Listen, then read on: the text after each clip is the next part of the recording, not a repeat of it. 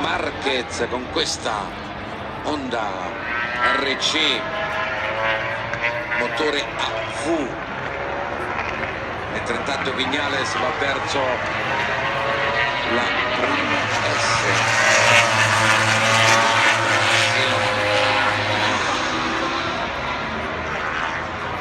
Riparte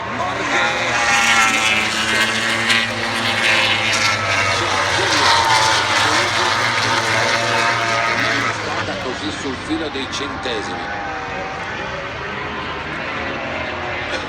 Comunque attraversano quasi tutti. Sì, però lui ha molto nervosismo quando riapre, Lui ha molto nervosismo.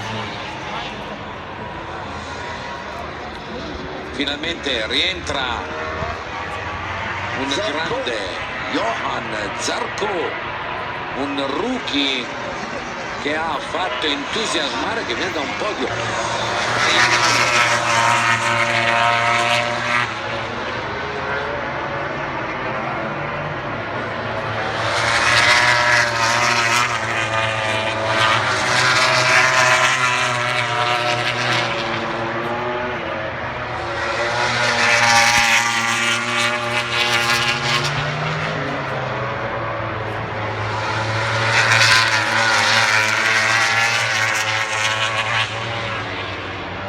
Si va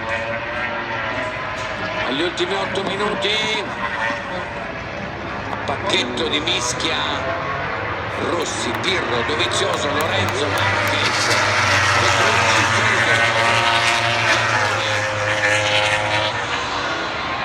allora ora cambiano gli assetti, questi iniziano il setup per le prove, le gomme per le prove. Sì, credo che Carl Crutchlow stia provando proprio questo.